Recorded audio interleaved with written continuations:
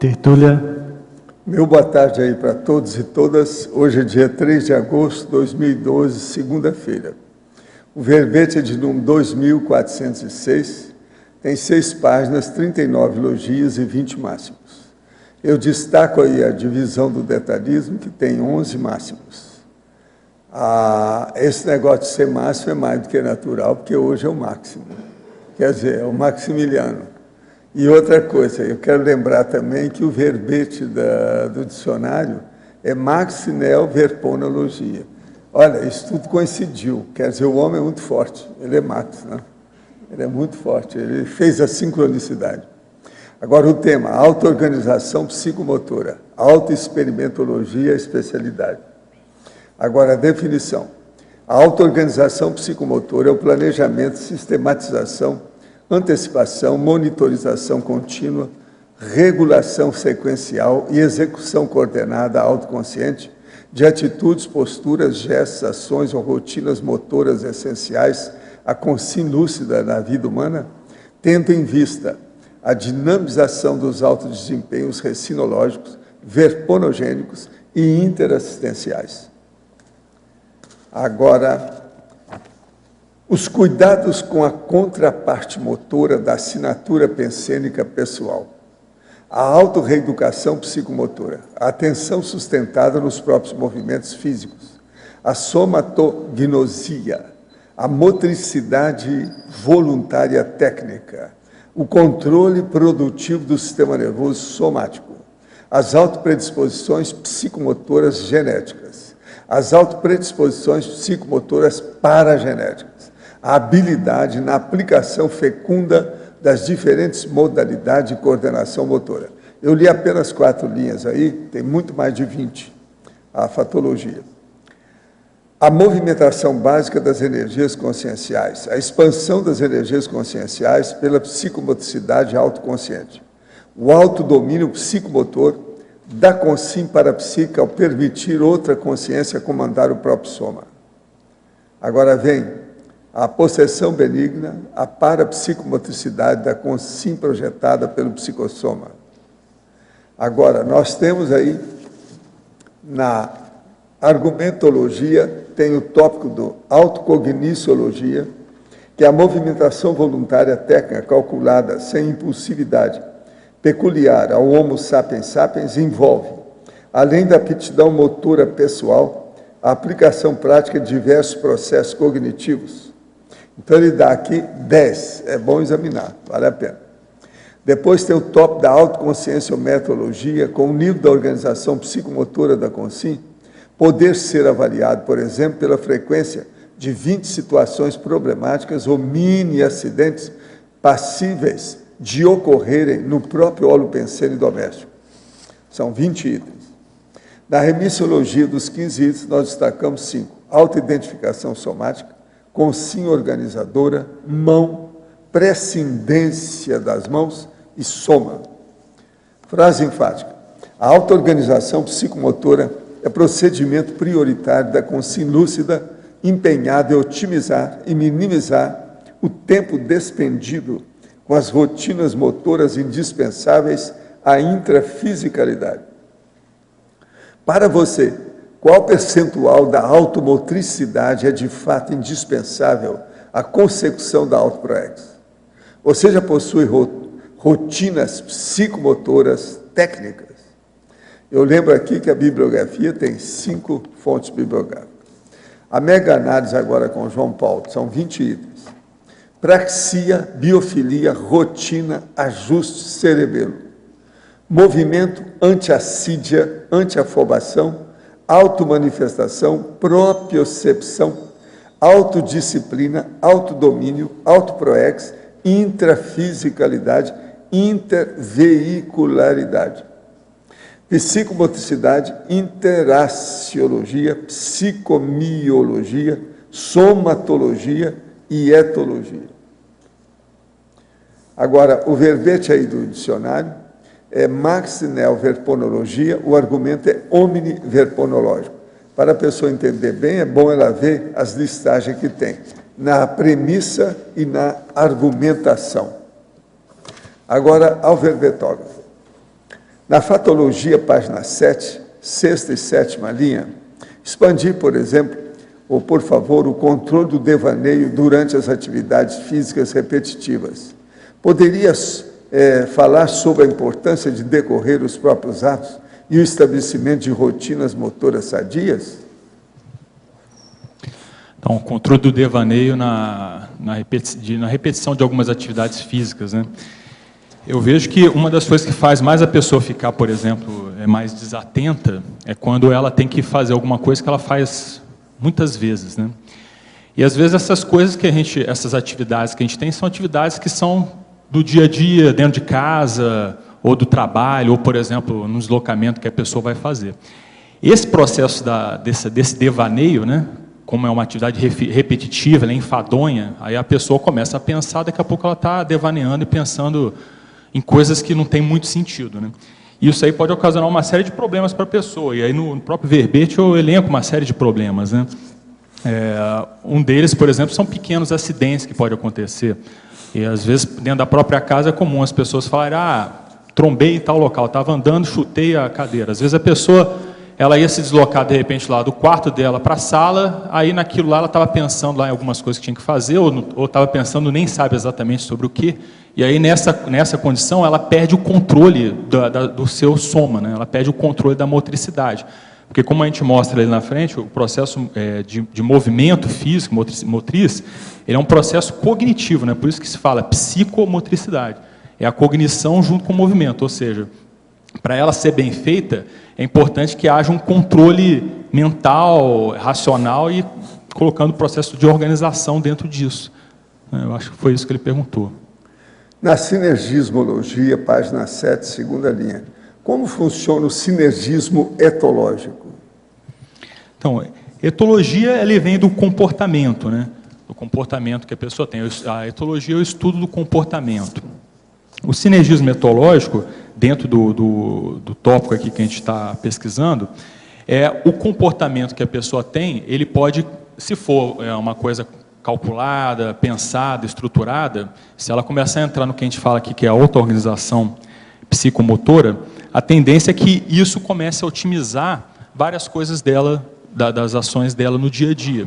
É que nem, por exemplo, vamos contar lá, quantas vezes uma pessoa, ou a pessoa que perguntou, pode se perguntar isso aí, quantas vezes ela, por exemplo, ela saiu de casa, chegou em determinado local e lembrou que tinha esquecido, de repente, a carteira, ou tinha esquecido um documento importante que ela teria que levar para lá e tudo, e isso criou uma série de problemas para ela. Então, ou seja, esse comportamento, na verdade, é um comportamento que está atrasando a vida dela. Por outro lado, se ela começa a colocar atenção em tudo que ela vai fazer, e fazer essa condição, por exemplo, da previsão, por exemplo, né, ela começa já a se estruturar de maneira que ela começa a ter uma sinergia. As coisas vão, de uma forma, num crescendo positivo, e uma coisa vai somando com a outra, vai ajudando a outra a avançar. Professor, quando alguém dessoma por morte instantânea e acidente, a pessoa pode sair do corpo ou permanece inconsciente por alguns dias no extrafísico. Qual a situação é mais comum? Olha, isso varia ao infinito. Existe o processo de assistência extrafísica. É preciso ver o nível da consciência, o nível evolutivo dela. E outra coisa, o acidente foi sozinho, foi em grupo, como é que é? Qual o ambiente, qual o holopensene, etc. Isso tudo tem que ver. Então, isso varia ao infinito. Agora, a maioria dos acidentes de alto nível, quase sempre, as pessoas que tiveram aquilo de uma maneira abrupta, muito repentina, ela continua lá perto daquele lugar. Agora, ao verbetógrafo, sou taxi e tenho TDA, diariamente me programo para realizar os 30 estados vibracionais, mas nunca consigo passar no máximo de 10. Trabalho em sala de aula e tenho dificuldade para dividir a atenção aos meus alunos e, ao mesmo tempo, instalar o EV. Você tem alguma sugestão para eu obter eficácia na auto-organização? Quais são as suas técnicas? Antes de você falar as suas técnicas, eu queria só lembrar para essa amiga aqui, o seguinte, existe um livro que a minha mulher escreveu que chama Hiperatividade Eficaz, que eu acho que seria bom no caso aqui da pessoa, porque geralmente é assim. Outra coisa, seria bom você procurar uma auto-organização mais profunda da sua vida e ter persistência naquilo que você faz. Agora, outra coisa séria é uma pergunta cretina, só para você responder e estudar. Você tem dislexia? Isso também, às vezes, é importante, porque, às vezes, a hiperatividade pode ter uma coisa com a outra. Então, se tem dislexia também, seria bom pensar isso aí para fazer uma observação para melhorar ainda mais a auto-organização. Agora, a tendência da hiperatividade é desorganização mesmo. Então, seria bom ela ler o livro, que o livro ajuda. O povo todo fala muito bem a favor do livro. O livro é muito bom, ela vai ajudar, ela vai entender bem o que está acontecendo com ela, né? Porque ela lê o livro, que é o primeiro passo. É o único jeito dela começar a melhorar, ela saber quem eu sou. O que eu estou fazendo? Não, mas no caso dela também assim, ela tem hiperatividade e ainda tem taquipsiquismo, né? Que é comum até. Isso aí já dificulta a situação, né, para ela no sentido de ter o controle. Esse verbete eu escrevi justamente assim dentro dessa linha, ou seja, para a pessoa às vezes que ela pensa rápido, como é que ela faz para poder superar esse processo todo? É basicamente o que a gente coloca no verbete todo aqui. Ela pensar na auto-organização, como o professor Valdo colocou também. E essa auto-organização envolve a pessoa parar, pensar. Então, por exemplo, é interessante, às vezes, ela começar pelas pequenas coisas, né? Até eu coloco ali, dentro da exemplologia, por exemplo, a auto-organização psicomotora doméstica. Ou seja, ela pode pegar dentro da própria casa e começar a procurar se organizar nas pequenas ações que ela tem, por exemplo, dentro do escritório dela. As pequenas coisas que ela faz dentro do escritório. Ela vai começar a ver que quando a pessoa tem esse processo lá de desorganização psicomotora, ela vai pegar uma coisa, o negócio cai, aí às vezes ela deixa as coisas desorganizadas em cima da mesa, aí tropeça não sei aonde, vai deixar a bolsa em um certo local, esquece depois que está lá. Todo esse comportamento, se ela começar a botar ordem dentro de um pequeno espaço, ela pode ir aos poucos ir ampliando isso. Então, por exemplo, amplia para a residência, depois leva isso para a questão do trabalho dela, profissional, voluntariado, por aí vai. Mas não crescendo, né? Uma outra coisa que a gente pode lembrar ela é o seguinte, olha bem como é que é o seu ginossoma, seu corpo. Se você toma conta direito dele, se você não está com excesso de peso, que eu já não sei como é que ela é. Então, seria bom examinar isso também, porque isso ajuda demais. Se tiver excesso de peso, seria bom ela fazer exercício, que isso ajuda a organização. Uma das coisas que as moças, as mulheres podem fazer, que ajuda muito, é dança.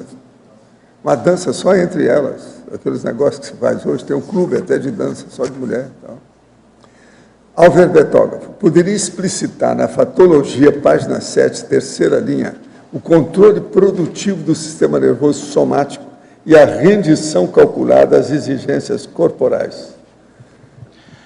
Então, a gente tem lá, a reação que a pessoa tem, muitas vezes, ela tem a ver com alguma parte do sistema nervoso dela que ela não está muito bem desenvolvida.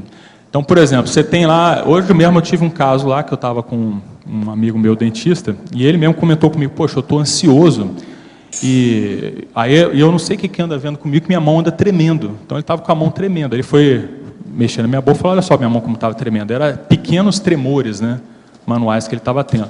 E é um processo da ansiedade. Então, por exemplo, a gente sabe que tem aqui, por exemplo, o laboratório da Tecnomobilidade Física Vision, né, que é um laboratório anti-ansiolítico. Então, um laboratório como esse, que a pessoa fica lá, por exemplo, 3 horas parada, concentrada, sem se mexer, isso começa a afetar a própria forma dela lidar com o corpo dela. Então, ela vai ter mais controle do corpo a partir de experiências como essa, de ter esse controle. Outra coisa também que a gente vê claramente é a questão, por exemplo, de exercícios físicos, né, que a gente comentou aqui.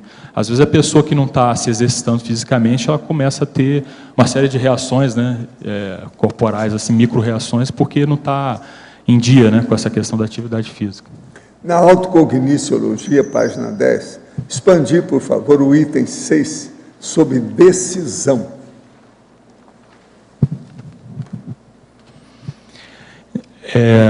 O item 6, ele é, na verdade, uma etapa desse processo cognitivo que está associado a qualquer tipo de movimentação que a pessoa faz nessa dimensão aqui. Então, o que a gente está colocando é que antes dela tomar a decisão de chegar e começar a empreender qualquer atividade de movimento, por exemplo, essa atividade pode ser um deslocamento de um lugar para o outro, mas ela pode ser também um histrionismo que a pessoa vai fazer. Então, por exemplo, vamos supor que ela seja uma professora e ela está dando aula, e aí, de repente, ela acha interessante fazer certos gestos, certos movimentos, que aquilo vai, de algum modo, esclarecer o aluno, ou vai chamar atenção, né? Se a coisa estiver muito enfadonha, por exemplo, chama atenção. Então ela pode fazer essas coisas assim. O professor Valdo dá um exemplo bem interessante disso, né? Das movimentações que ele faz. Às vezes assim, não, a pessoa toca piano, e fica lá fazendo a movimentação com a mão, se não estivesse tocando piano. Tudo isso a pessoa pode fazer de maneira consciente, calculada. A ideia que a gente está colocando aqui é justamente essa. A pessoa começar a ver como que ela lida com esses movimentos que ela tem, ela começar a pensar, planejar, olhar, se movimentar. E isso é um processo cognitivo, né? Isso que a gente está chamando atenção. E a decisão é justamente assim, então, planejei, avaliei minha intenção, o que eu quero fazer, vou antecipar as reações das pessoas ao meu movimento, aí eu decidi, então vou agir. Aí no momento que age, ela ainda tem algumas ações, algumas condições cognitivas que ela tem que acompanhar, que são os próximos itens que eu coloco ali naquela listagem lá que eu apresentei, né? Nesses 10 tópicos aí. Gente, eu entrego o professor Max a vocês. Olha bem o que vocês vão falar, hein? Que o homem é preparado, hein? E está tudo a favor dele. Hoje até o Max Neoperponologia, e não teve marmelada nisso, não. Tudo é mesmo aleatório. Aconteceu.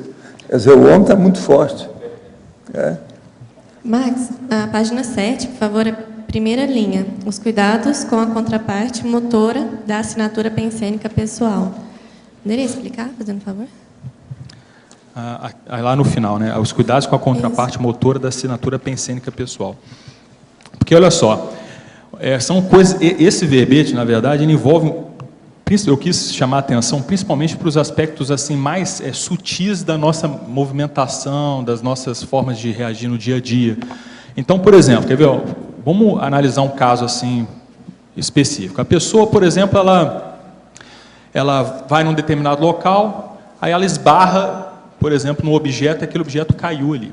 Ela vai embora, pede desculpa, levanta o objeto, foi embora ali do local. A pergunta que eu faço: você acha qual foi a assinatura pensênica que você deixou se você fez isso? Aquilo é uma assinatura pensênica, por menor que seja, caco borrada.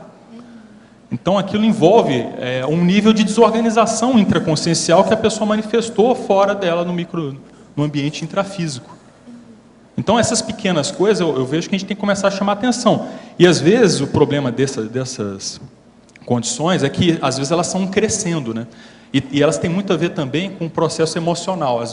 Eu ouço várias pessoas falarem assim, eu estava meio ansioso, eu estava nervoso, não sei o que, aí andou por um lado e foi caindo tudo em volta da pessoa. Porque a pessoa estava ansiosa, estava nervosa e tudo. Aí, esse pequeno acidente, se ela não tomar cuidado, isso começa a criar uma pequena cadeia de acidentes, mini acidentes de percurso. Aí esses mini acidentes, de repente, dá um médio acidente. Por exemplo, a pessoa que vai lá, usa o carro, aí esbarra com o carro ali, esbarra com o carro aqui, daqui a pouco bate com o carro em alguém. Aí já começou a crescer. Isso vai aumentando, né? Isso tudo, se a gente for analisar, se você está fazendo isso, se a gente ainda está fazendo esse tipo de coisa, a gente ainda está deixando rastro negativo, por menor que seja, no ambiente. Então a gente tem que começar a ver essas pequenas coisas, como é que a gente se manifesta nessas pequenas coisas do dia a dia, para evitar isso, para começar, assim, daqui para frente, a gente deixar nossa assinatura pensênica nessa dimensão mais limpa, mais clara, mais harmônica. Porque tudo também acaba uma coisa interferindo na outra, né? Por exemplo, você vai num ambiente, criou um pequeno acidente. Quem que garante que, de repente, vai uma outra pessoa mais organizada, aproveita, dá um acoplamento com aquela energia ali, né? Entra no acoplamento e aí cria um acidentão lá. Você que, às vezes, desencadeou, pela sua desorganização, um pequeno acidente no ambiente, e aquilo foi só se tornando uma bola de neve, e a situação foi piorando de um modo geral. E aquilo tudo tem suas energias ali. Né? Então, a gente tem que começar a prestar atenção para esse tipo de coisa. Continuar aqui. Na 11ª linha de baixo para cima, na fatologia, mesma página. Tá. A supressão da ansiedade de fundo. Tá. Supressão da ansiedade de fundo. Então, esse caso aqui foi bem esse que eu comentei de manhã, desse amigo meu, dentista, que ele estava falando comigo antes a gente estava batendo papo, que a gente é amigo, ele estava me comentando, né, que ele está com uma série de coisas, e hoje é início do mês, chegou um monte de conta, e ele já estava meio ansioso para ver como é que ia pagar as contas todas e tudo. Então, assim, aquilo, e aí eu conversando com ele, falei, mas engraçado, agora eu não estou me sentindo ansioso, mas olha minha mão aqui, como é que ela está tremendo. Ele mesmo falou para mim, estava tremendo um pouquinho a mão dele. mas eu não estou ansioso. Aí eu falei, você acha que você não está. Aí eu pensei justamente nisso, essa é a ansiedade de fundo. A pessoa está ansiosa, ela não está, naquele momento, ela não está consciente, não está pensando na ansiedade, não está tendo as reações, às vezes, né, dessa região aqui, né, no bilicochakra, da ansiedade, mas ela está ansiosa. E aquilo reflete, às vezes, na manifestação dela. Ah, não. No caso, pode ser que tenha pessoas que são um problema neurológico, mas no caso dele não é, né? Lógico. Claro. Professor, costumo sonhar intensamente todas as noites durante o processo onírico, tenho consciência que estou sonhando. As lembranças dos sonhos permanecem mesmo anos depois com muita clareza de detalhes. O que isso significa? Trata-se de uma patologia psicológica ou é outra coisa? O senhor acha que devo documentar tudo por escrito? Poderia falar brevemente sobre o assunto? Não. O que se passa aí é o seguinte, isso aí é o sonho lúcido, que tem muitas consequências. É preciso ver, é você anotar e fazer a pesquisa para ver o que corresponde aos fatos, porque às vezes estão dando uma informação, uma advertência, uma recomendação, uma inspiração para você, e você está deixando passar o processo. Anota e vê o que se passa. Isso aí é o chamado sonho verídico, ou sonho lúcido. Às vezes pode ser uma projeção consciente, é preciso ver com calma. Agora, Álvaro Betógrafo, na tecnologia, quarta linha, exemplificar, por favor, a técnica de desorganizar, reorganizando os ambientes por onde passa. Tá, essa técnica aqui é uma técnica que o professor Walter fala para a gente, que é a vida essa dele. Essa é a minha de muitos anos. Essa aí eu plagiei e coloquei aqui no verbete. Aí não cheguei muito nesse nível não, mas pelo menos estou tentando. Mas a ideia é basicamente a pessoa, por exemplo, ela entra vai dormir, na hora que acorda já não desarruma, procura desarrumar o mínimo possível a cama. Observe as minhas coisas que você vai ver, eu faço isso tudo todo lado onde eu vou. Tudo acertado, tudo bem. É isso aí. Não então, sobra nada. Eu vejo assim, o professor Walter, a gente fica usando ele como cobaia e vendo realmente que ele funciona dessa forma, né? Então, a gente vê que é uma técnica tudo de organização. Assim. Agora, chega no certo ponto, você acostuma. Você não tem o mínimo trabalho com isso. E outra coisa, a vida fica mais fácil. A ideia muito mais fácil. Agora aqui, professor, no verbete do DAC, página 9, Alto Impacto Terapia, poderia aprofundar a frase, as neoideias tantalizam o cosmos, as neoideias ígneas. Criemos boas ocasiões. O problema todo aqui que eu quero chamar a atenção é justamente o processo da neo-verpon. Verpon é a verdade relativa de ponta. Neo quer dizer uma verdade relativa de ponta nova. Então ela é aguda, interessa. As neoideias, ela tantaliza o cosmos, quer dizer, ela mexe com o processo de tudo em torno dela, porque ela impulsiona o problema da evolução, do progresso, do desenvolvimento, enfim, há uma alteração do holopensene, a tendência é para melhor, no caso da neoideias positivas cosmoéticas. Agora, há neoideias ígneas, quer dizer, elas pegam fogo, elas mexem com a pessoa. Vocês veem que, às vezes, quando eu falo aqui um processo de neo-verpon mais avançado, principalmente nas mini-tertúlias, cria aquele... E a pouco todo mundo quer falar simultâneo, etc. Isso é a ígnea, é aquela que pega fogo. Quer dizer, ela solta labareda por todo lado que vai. Agora, criemos boas ocasiões. Nós temos que criar boas ocasiões para entender, receber e, vamos dizer, ter a inspiração dessas ideias novas. Mas, para isso, a gente tem que criar um holopensene adequado. Por isso que é que eu estou falando, criemos boas ocasiões. Entende? Boas ocasiões é para tudo. Mas, nesse caso aqui, é visando o problema da ideia, né? Professor, tem 18 anos e pensa em começar a prática da TENEPS, que vem planejando há algum tempo. Tenho dúvida se posso fazer a TENEPS, mesmo sem ter anos de experiência com EV. Pode sim, não tem nada. Agora, a única coisa que eu falo é o seguinte, sua vida já está assentada? Porque se você começar a TENEPS, será um grande fracasso se você deixar de uma hora para outra. A TENEPS é pior do que casamento, porque não tem divórcio, é para sempre. Se a pessoa deixa, é um fracassão muito grande. Olha bem o que é isso. De modo que 18 anos não tem nada. Eu já vi gente que começou a TENEPS aí muito mais cedo. Eu já vi gente com 14 anos. E outra coisa, está firme até hoje. Então, aí depende da pessoa. Agora, É muito mais difícil na adolescência desse jeito começar a TENEPS, porque a TENEPS só a gente deve começar a hora que a vida estiver assentada. Eu sempre conto até aquela história. A pessoa, por exemplo, ela tem uns descendentes aí, ela é descendente italiano, então ela queria ir à Itália e nunca foi. Então ela fica pensando, enquanto ela tiver com aquilo na cabeça, é melhor ela ir à Itália primeiro para depois começar a TENEPS. Isso é para dar um exemplo do que é, hein? Monopoliza a cabeça, altera a pessoa, isso pode dar assédio para ela. Outra coisa, você está com 18 anos, olha bem suas companhias, o que você faz? Porque a hora que começar a TENEPS, os primeiros 6 meses são de levantar a poeira. Sua vida vai ser mexida, olha bem isso. O mais, vamos em frente. Você já está pensando, você falou há algum tempo que você está planejando? Vamos pensar. Eu desejo o máximo de bons êxitos para você. Não é isso? A gente pode falar aí. Max, na página 7, na fatologia, na penúltima linha, você fala no manual de utilização do próprio soma. Você pode ampliar? Sim. O manual de utilização do próprio soma é a ideia de que você conheça o seu soma o máximo possível. Infelizmente, né, a gente nasce e ninguém entrega para a gente, né, o manual. Olha, teu soma funciona assim, então é só usar agora, lê o manual e usa do jeito que está. Infelizmente, não funciona dessa forma. Ou felizmente, né? Mas o fato é o seguinte, a gente, ao longo do tempo, é importante que a gente comece a ver quais são as idiosincrasias, por exemplo, que a gente tem no soma.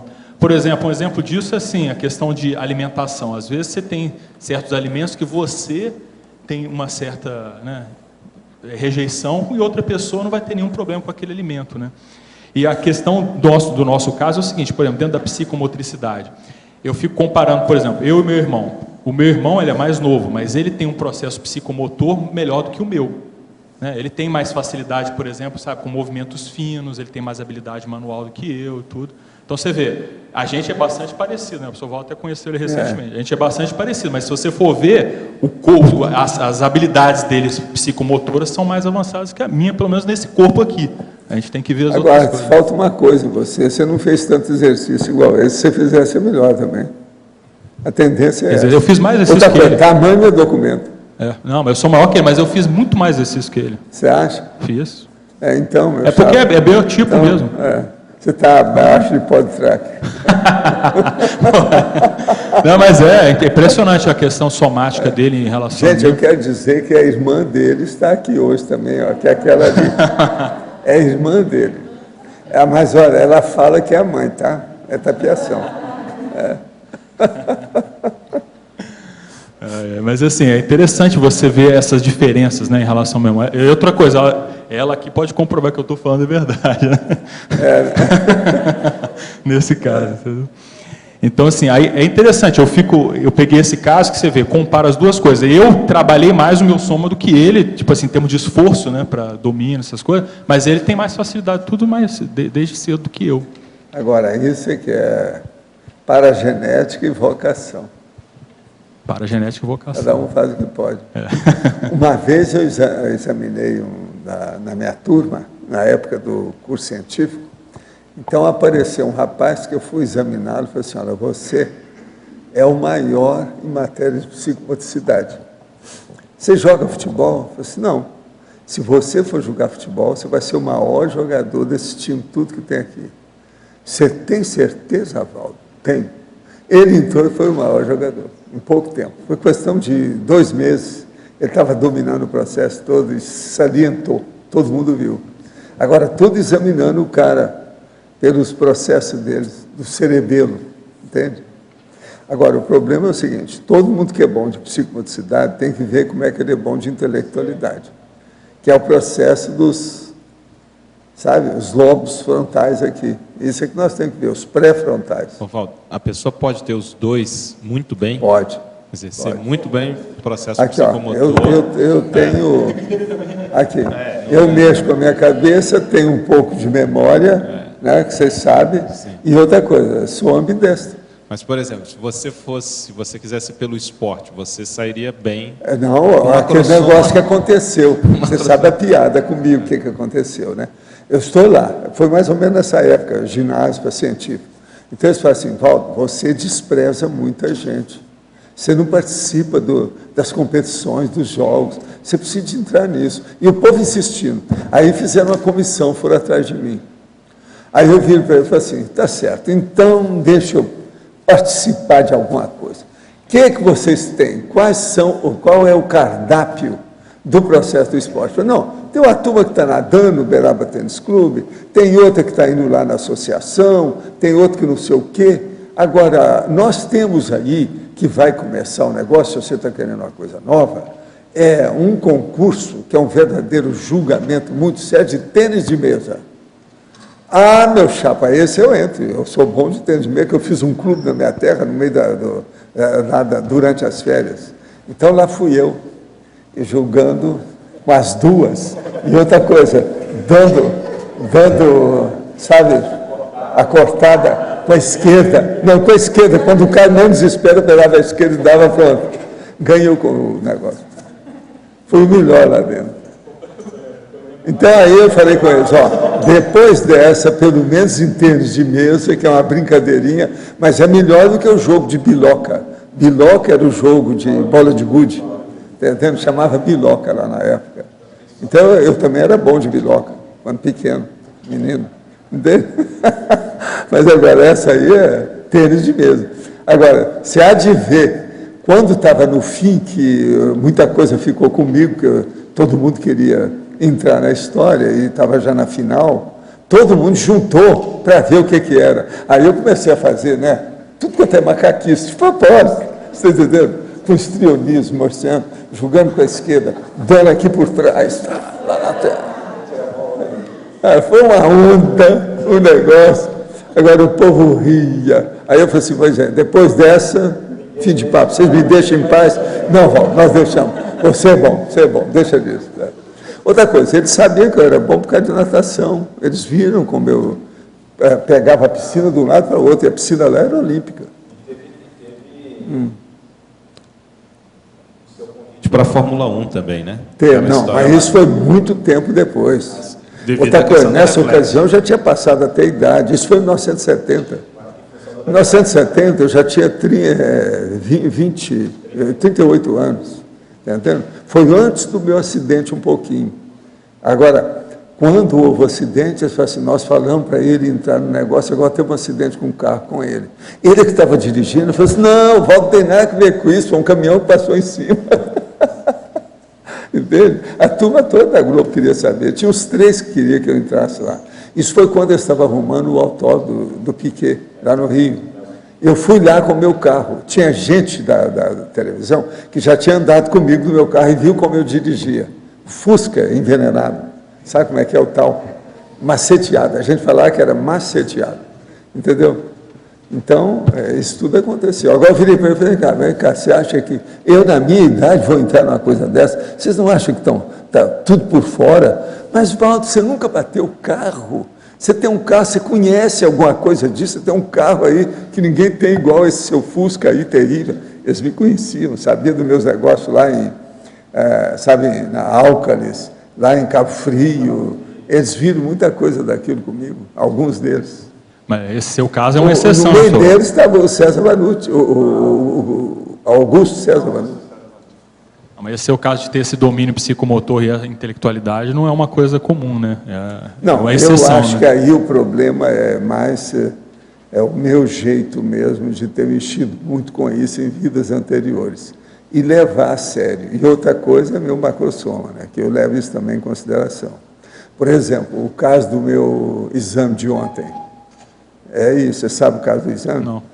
Eu fui lá fazer o exame do laboratório aí da ectoplasmia, mas veja, foi uma decepção para eles, pelo seguinte, eles não podem me colocar na linha, porque o meu negócio está tudo diferente. Você tem que conversar com o Pedro.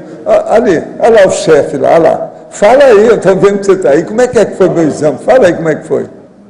Eu já falei aí de manhã para a turma, mas não aqui. Eu fui lá porque me convidaram, eu quero dar o exemplo da história. Agora, já me excluíram, eu não pertenço, eu não sou desse clube. Mas explica lá, o que aconteceu? Lá, são os dois lá que são doutores. A máquina é muito boa, muito interessante, cara. A máquina ela pega um referencial de idade, então ela calibra conforme a idade, né? E deu incompatível. Ela por ela mesma. Viu? Deu incompatível a idade com os resultados, né? Então eu teria que tirar alguns anos para a gente ter um calibre adequado. O Pedro estava me falando que você falou que a máquina me deu 50 anos, é isso? Mais ou menos, aproximado. Quer dizer, torrou a máquina do cara. Como é que... Mas veja, lá é importante, é muito interessante. Agora, o processo do polígrafo dele lá ficou doidinho com a minha mega euforização. Agora, veja, eu estou eufórico, é lógico que tem que mexer no polígrafo, né? Mas agora, como é que fica isso? Eu acho que todo mundo deve entrar naquela máquina. Todos vocês têm que ir lá ver. Então, o Max, a hora que chegar lá, você observa bem por causa do tamanho do cara, ele é Max. Então, se ver o que é que vai dar. No seu caso específico, os hormônios chamaram muita atenção, né? Né? Deram muito mais alto, compatível com a idade. Pois é. Agora você veja, como é que fica? Só um minutinho, pessoal.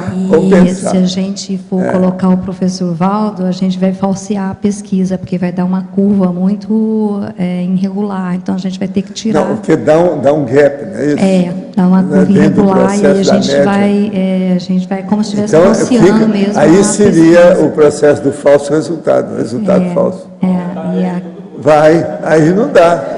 Eu não estou lá para isso, eu estou lá para mostrar a verdade, tapa na cara de todo mundo. Agora, o mais interessante é que a gente e o mais interessante, professor Valdo, é que a gente pôde testar a máquina, que a máquina realmente funciona e que ela foi realmente tudo. Comigo, eu só não estourei. Agora, veja, a do nosso amigo em Belo Horizonte estourou todo o polígrafo dele, o negócio caiu tudo no chão, foi um Deus nos acuda.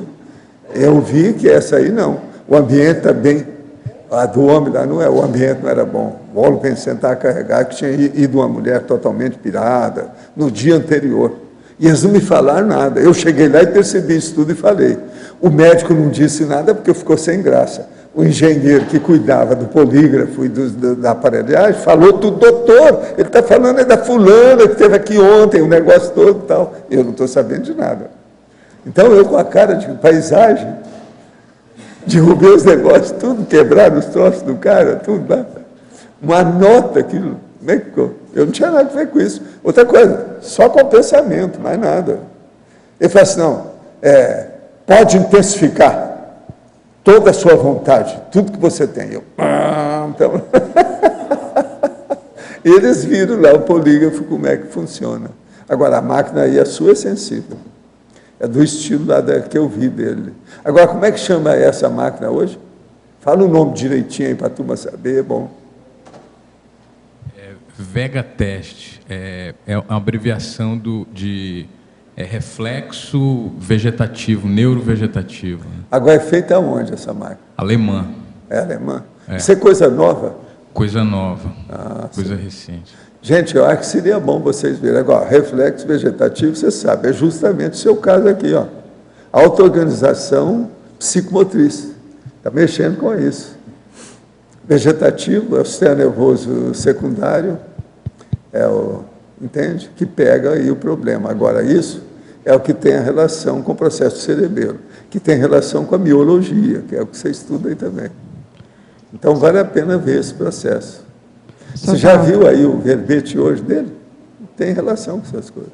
Sr. Valdo, só para dar um recado, que eles vão continuar hoje à tarde fazendo o experimento, né? Até às 18 horas. Quem quiser se inscrever, passa no laboratório de ectoplasmia, né? E passa para fazer o experimento lá. Não faz mal para ninguém, não cria, não é chato o negócio, não é aborrecido, não é nada. Vale a pena fazer o exame. Eu fiquei lá uns 40, 50 minutos. Eu não sei quantos minutos vocês gastam com cada pessoa, mas também não é muito tempo. Vale a pena. 10 a 15 minutos. 10 a 15 minutos. Assim, o que acontece, às vezes, é assim, que o pessoal, como sai daqui e já vai direto, às vezes lá dá uma tumultuadinha, mas se a pessoa tiver um pouquinho de paciência em esperar, a gente atende todo mundo sem nenhum problema. O tempo técnico que a gente gasta é em torno de 8 minutos por pessoa. Então tá bom. Mas a pessoa normalmente tem que aguardar um pouquinho, porque às vezes dá um... Eles estão super organizados, está muito bem bolado, muito arrumadinho. Vale a pena ver. Vai lá, hein, Max, eu quero saber. Vou lá. Alô, professor Max. Aqui na efeitologia, na página 8, terceira linha, podia falar um pouquinho mais sobre a eliminação dos efeitos da heterodesorganização na auto-organização? Isso é uma coisa muito importante. Tem coisas assim, por exemplo, se você vive, vamos supor que você vive com uma pessoa dentro de uma casa lá, ou com uma família e tudo. É normal as pessoas, às vezes, até entrarem em algum conflito, né? Porque um é mais organizado, outro é menos organizado, e aquilo acaba gerando problemas. Então, dentro dessa condição sua, de psicomotricidade, se você convive com uma pessoa que é mais organizada que você tem que ver o que fazer para que essa desorganização dela não te interfira. Então, tem algumas coisas que podem ser feitas, são coisas... aquela casa técnica, vamos dizer assim, casa-máquina, ela pode ajudar. Então, por exemplo... Na minha casa, especificamente, a gente tem lá, tem 2 cubas, né? No banheiro você tem 2 cubas, a gente tem 3 banheiros, mora só 2, a gente tem 3 banheiros. Tudo isso para facilitar, né? Para você, qualquer coisa que você precisar, você ter à disposição ali na hora. Então, tem várias coisas que a gente faz, assim, eu e a Ellie, para que a gente convive junto, né? Divide aquilo que dá para dividir. Coisas que um vai influenciar na rotina do outro, que pode influenciar, às vezes, assim, atrapalhando a rotina do outro, a gente divide. Por exemplo, a gente tem 2 escritórios separados. Aí, se você entra no meu escritório, você vai ver que ele é de um estilo, você entra no escritório dela, você vai ver que é de um estilo completamente diferente. Entende? O nível de organização do escritório dela é um, o nível de organização do meu escritório é outro. Né? Então, essas coisas que a gente começa, isso a gente fez de acordo com a nossa rotina, que a gente já se conhece, e vai vendo. E a gente tem que ver isso também dentro da questão do trabalho, das relações que você tem. Então, por exemplo, dentro da própria liderança que você tem, por exemplo, se você está liderando um trabalho, você tem que, vamos dizer assim, destinar tarefas para as pessoas que você está liderando até o ponto que aquela desorganização da pessoa não interfira no trabalho negativamente. Então, esse vamos dizer assim, como se fosse um princípio que você começa a ter para você poder ver, para poder tocar a sua vida de modo geral, né? E isso acaba interferindo. O que eu quis chamar a atenção aqui é que nessa condição da psicomotricidade, quando você está muito próximo das pessoas, isso pode vir a interferir se você não ficar atento, né? Então, não é uma coisa muito simples, né? Mas é possível de ser feita, né? Max, aqui no B,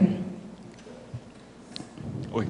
na página 7, parafatologia, bem no final da penúltima linha, a parapsicomotricidade da consciência projetada pelo psicossoma. Você pode comentar?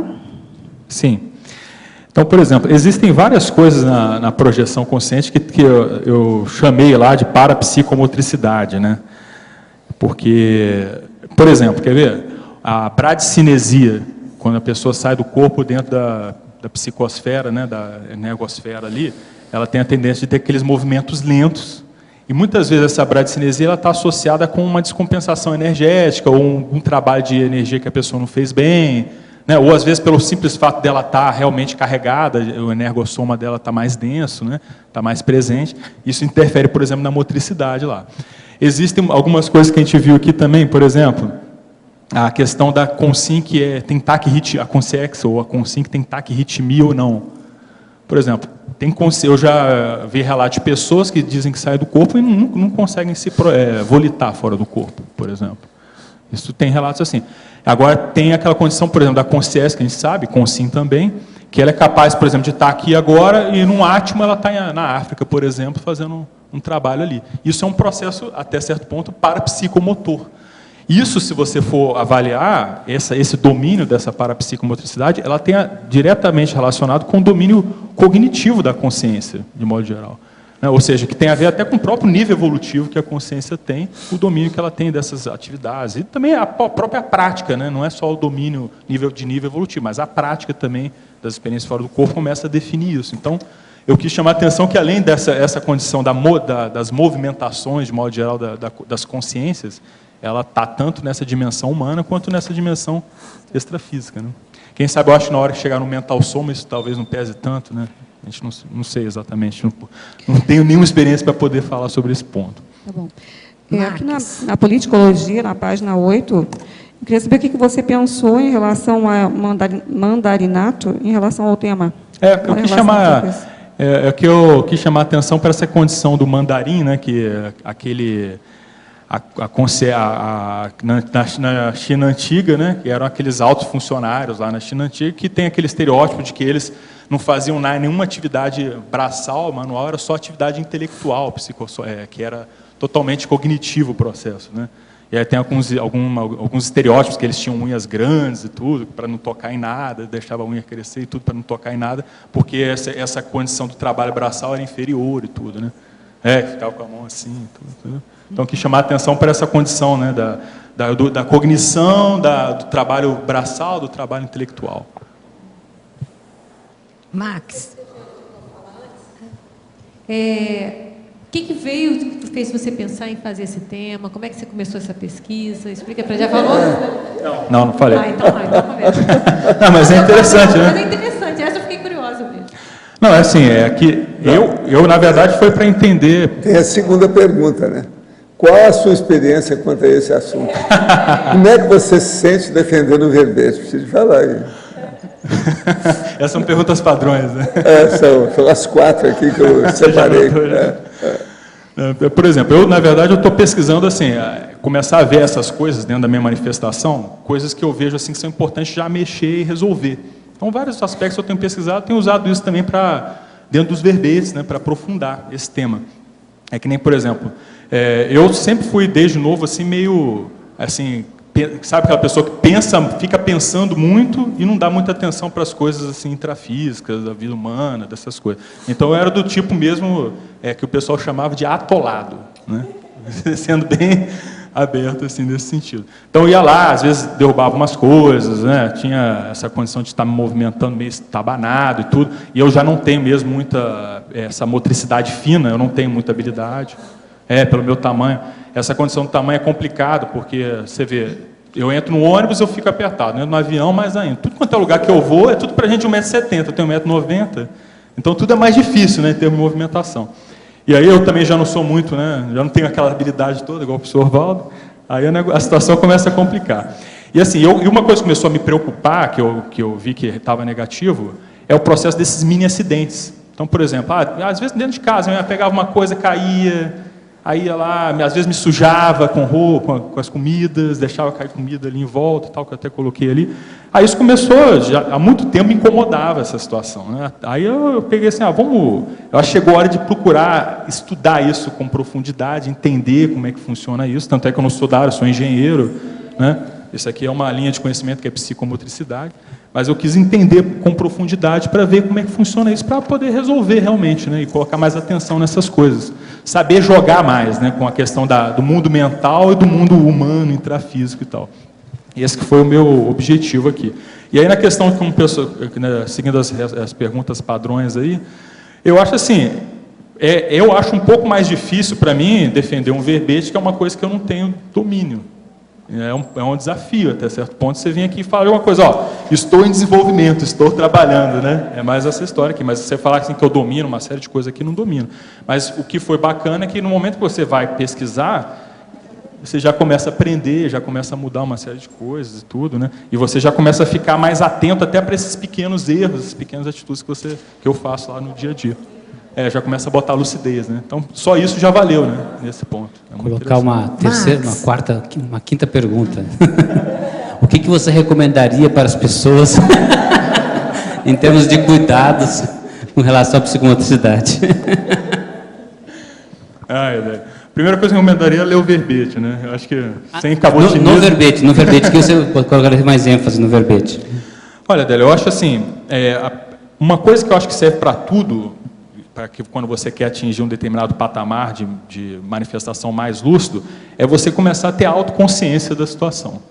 Então, se você começar a ver, por exemplo, assim, que esse processo da psicomotricidade, ele é uma coisa que envolve a cognição, que é algo que tem que ser pensado, né, que os efeitos que isso aí, de fato, trazem para você, negativos e positivos, quando é bem utilizado. Por exemplo, em termos positivos. Eu vejo que tem algumas pessoas que elas têm essa condição de movimento, assim, que é super elucidativo em uma sala de aula, por exemplo. A pessoa sabe se movimentar bem, fala uma coisa, muda a oromotricidade, muda o tom da voz. Tudo isso tem a ver com a psicomotricidade. Isso prende atenção, isso qualifica a assistência que a pessoa faz. Então, não é só pelo lado assim, de resolver problema. É pelo lado de você se qualificar também. Né? É você saber jogar com o seu corpo, né? Seu corpo humano. Eu achei interessante aqui no verbete essa questão da autoconscienciometrologia, né? Ali fica mais claro para a pessoa onde está o contexto dela. De acordo com esses mini acidentes, essas situações problemáticas na página 10, ela pode avaliar melhor onde ela está tendo problemas e como é que ela pode fazer para resolver isso, né? Exatamente. Eu até tinha colocado antes, não sei se alguém tirou alguma coisa, eu tinha colocado assim, para a pessoa avaliar o nível de auto-organização psicomotora primária. Nesse caso aqui, eu considero mais assim, esses mini acidentes, essas condições aqui, ainda mostram um nível de primarismo de auto-organização psicomotora, né? Porque se a pessoa ainda tem com uma certa frequência isso aí, já mostra, olha, você tem que pensar nesse assunto aqui. Se isso está acontecendo com você, você tem que pensar, você não está conseguindo usar bem o seu corpo nessa dimensão aqui, esse corpo humano. Que você ela poderia fazer uma análise se ela se encaixa em alguns desses e se existe algum isso. Outro, né? Exatamente. Só um que eu não entendi aqui, Max, que é o objetos. O esquecimento de objetos, você botou como uma reação psicomotora? Porque eu pensei nesse esquecimento de objeto, que é justamente assim, a pessoa, ela está aqui, aí de repente ela vai fazer uma determinada ação dentro de casa, ela vai beber água, pensa em beber água, só que ela vai lá, vai pensando um monte de coisa, quando ela chega em frente à geladeira, o que eu vim fazer? Tem que voltar para... Isso é uma coisa, às vezes a pessoa está dentro de casa, pega um objeto, deixa em qualquer lugar dentro de casa, depois não sabe onde é que está. Tipo chave. Né? Tipo chave de carro, carteira, óculos, para quem usa óculos, entendeu? Às vezes usar até que a pessoa bota um óculos num lugar, um óculos em outro, entendeu? Aí você começa a trabalhar com essas coisas. Mas isso tem a ver com a sua psicomotricidade. Por quê? Por exemplo, assim, se você vai chegar em casa lá, abriu a porta de casa, você pode ter um pendurador de chave, pendura a chave ali, acabou. Agora, aí daqui a pouco você se condicionou a toda vez que você entrar, aquilo virou um ato condicionado seu. Tirou a chave, pendurou. Entendeu? Aí você não esquece mais a chave. Chama claviculário. Claviculário. Então, claviculário, uso claviculário. Agora, existe uma condição também que muitas vezes é uma condição íntima, de ansiedade, que pode prejudicar na questão da psicomotricidade também, né? Não, exatamente. O processo emocional é o que mais atrapalha, né? Que a pessoa fica lá preocupada com alguma coisa, nem está andando para um determinado local, nem sabe. Aí está, de repente, fazendo atividades manuais, está pensando em outra coisa, se corta. Né? Toda essa condição emocional é que pega muito. Por isso que o processo tem que ser mental, né? Cognitivo. Né? A pessoa tem que estar pensando. Quando ela entra no processo emocional, o pensamento vai embora. Né? E aí as reações da pessoa começam, as reações físicas, né, com o corpo da pessoa, começam a repercutir negativamente. Ok. Max, Vera aqui atrás. Ô, Vera. Parabéns pelo verbete. Tá faltando essa, né? Faltou essa primeira parte. Parabenizar, né? E pelo tom de humor com que você elencou, né, as 20 situações problemáticas, tá?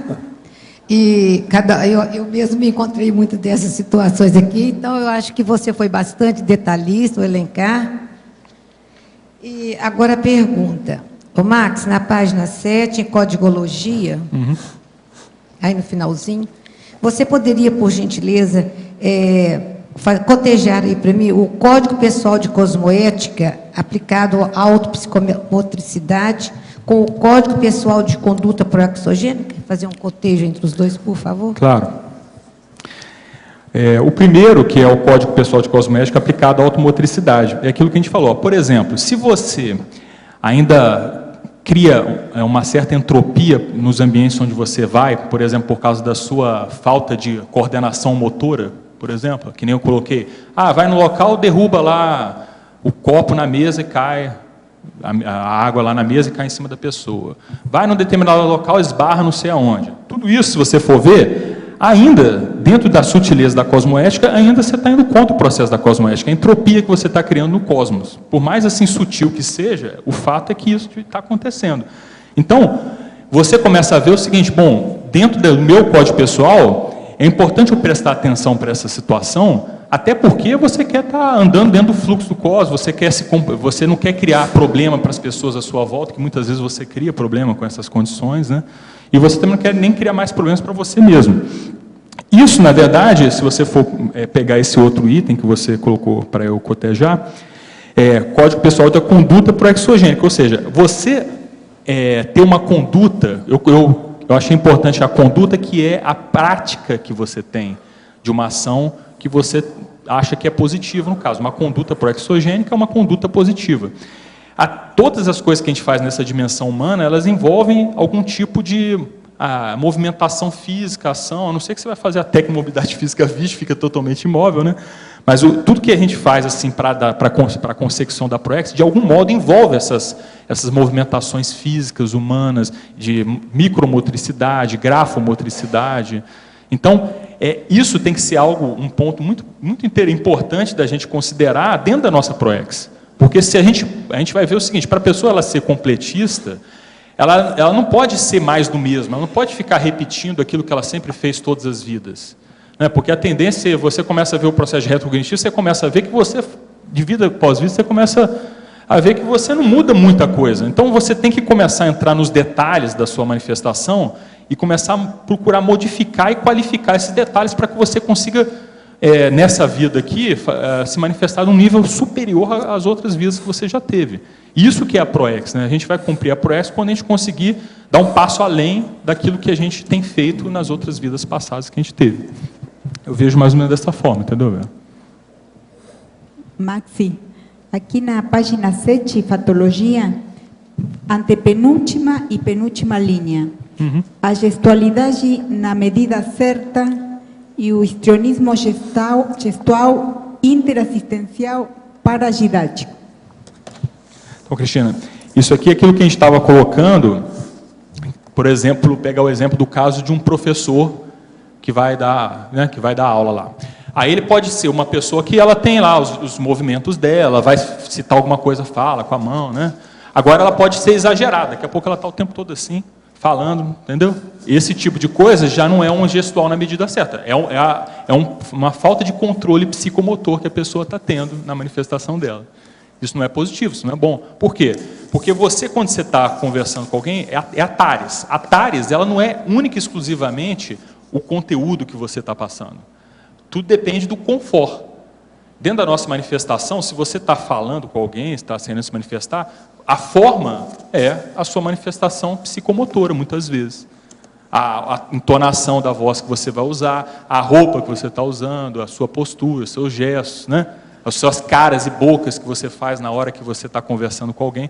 Tudo isso é autocontrole psicomotor. A gente ouve muito falar também, né, de aluno que às vezes tem professores que são catedráticos, são super conceituados, escritores, vários livros e tal. Aí você vai ver a aula do cara, o cara está lá. A auto-organização psicomotora paradidática. Né?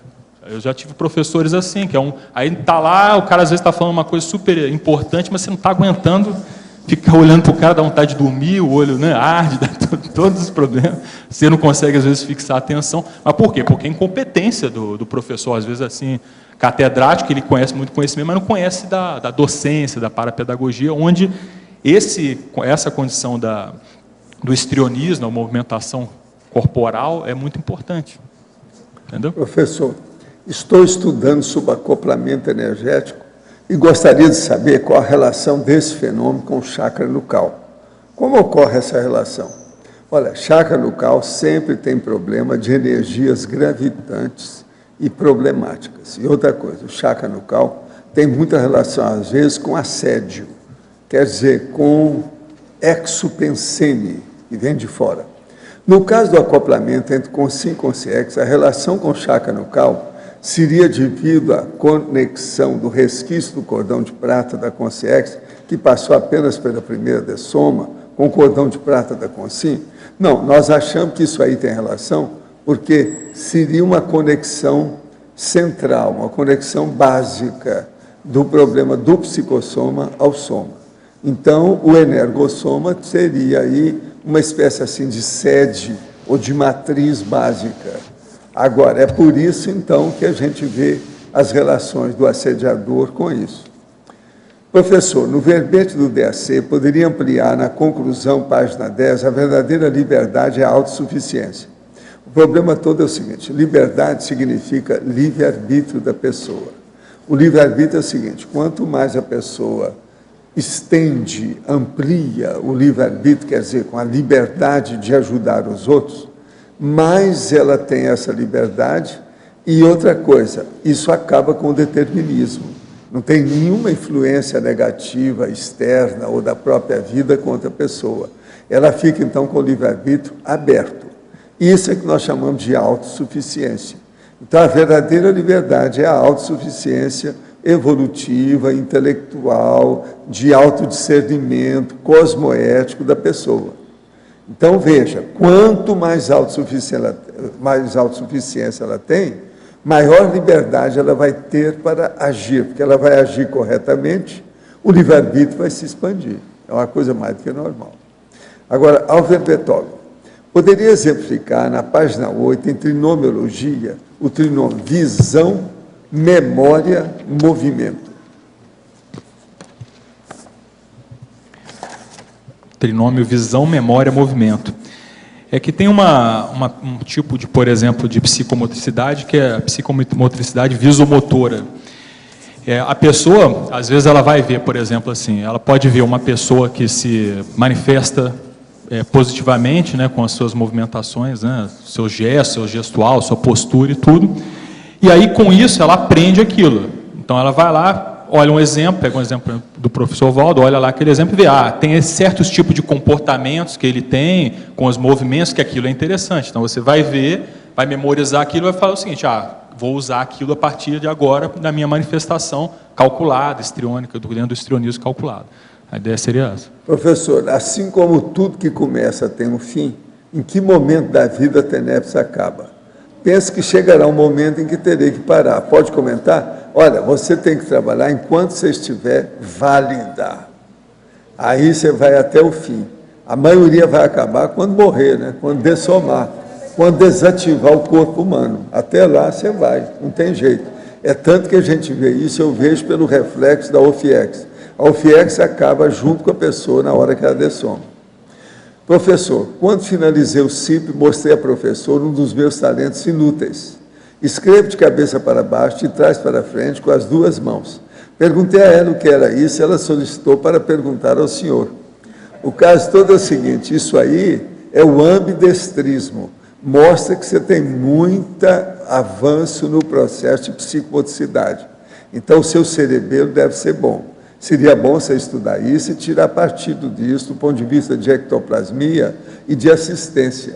Principalmente, por exemplo, na questão do arco voltaico, no problema de exteriorização de energia, de TENEPS, de EV.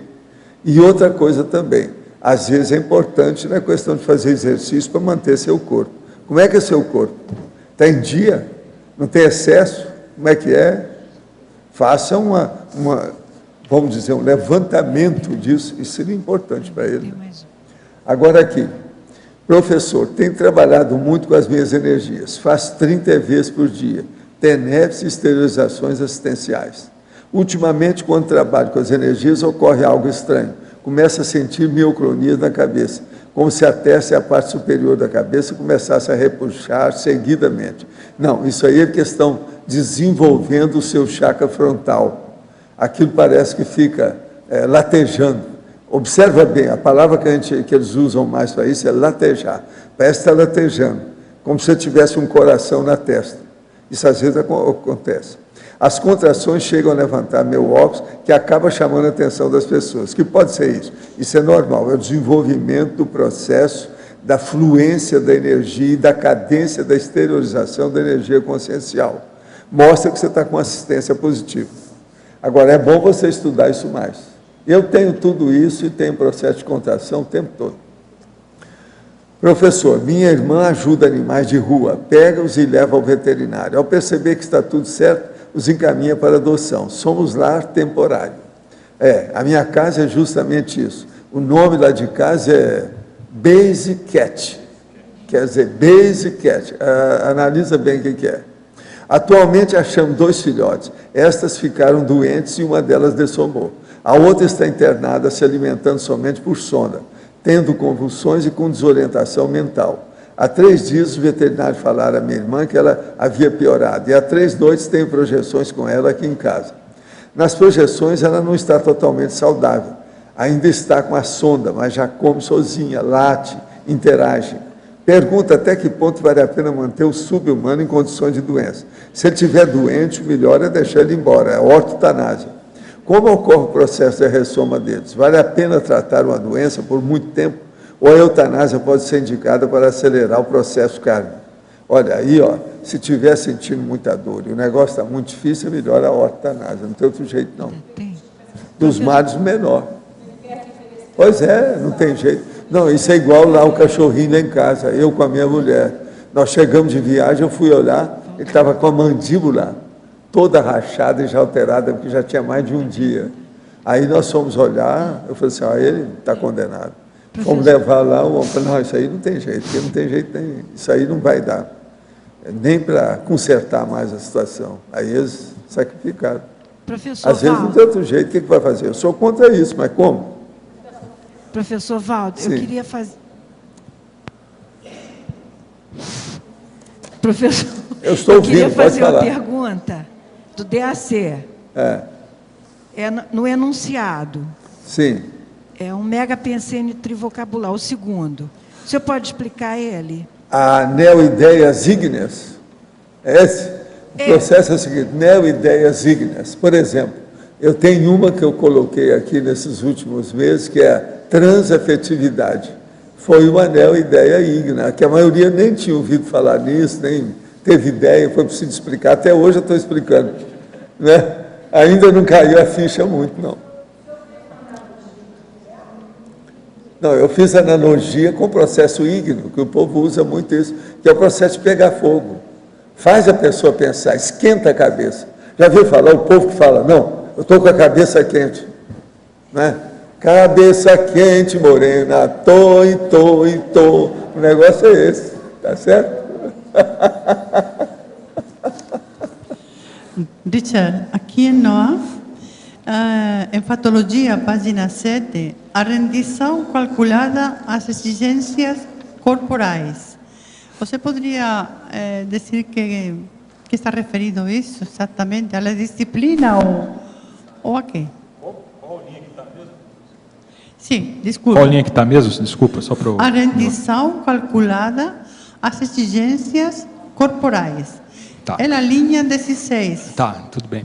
A redição calculada às exigências corporais. Então, por exemplo, a gente tem um soma e ele tem uma série de demandas que não tem como a gente fugir. Por exemplo, algumas demandas em relação à higiene pessoal, a relação às necessidades fisiológicas, né, a relação que tem a ver com a alimentação e por aí vai.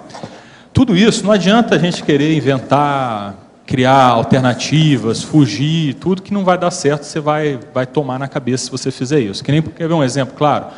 A gente tem que se alimentar dentro de uma certa frequência de tempo lá. Então, por exemplo, se a pessoa ela sai daquele fluxo, por exemplo, de se alimentar em determinadas horas do dia, certinho, aquilo interfere, por exemplo, da fome, por exemplo, e aquilo vai interferir, às vezes, na cognição da pessoa. Entende? Se ela, por exemplo, ela não tem uma alimentação regular, ela não vai produzir mental somaticamente como ela poderia. Então, assim, se ela sabe que tem isso, não tem jeito, então vamos lá. De 3 em 3 horas, vamos comer alguma coisinha, né? Vamos ter aquela refeição mais séria lá na hora do almoço e tudo. Você sabe, às vezes, que seu organismo não pode comer em excesso de noite, você não vai comer, porque se você comer no dia seguinte, você já não vai acordar com a mesma disposição que você está. Então, você começa a ver todas essas situações, você começa a ver o seguinte, o soma funciona desse jeito para mim, não tem como eu fugir, funciona para mim, para todo mundo também tem essas variáveis aqui que acontecem. Então, eu vou fazer o seguinte, como eu posso tirar o máximo de proveito dessa situação? Então, você vai atender seu soma dentro daquilo que você acha que ele vai render melhor. Então, você se rende aquilo ali. Não tem jeito, eu tenho que fazer isso aqui, só que eu vou fazer isso da melhor forma que eu puder para eu tirar o máximo proveito do meu processo. Entendeu? Essa seria a ideia do tema. E também a última linha, predomínio do cérebro sobre o cerebelo. Então, o que acontece tem gente que tem o predomínio do cerebelo sobre o cérebro.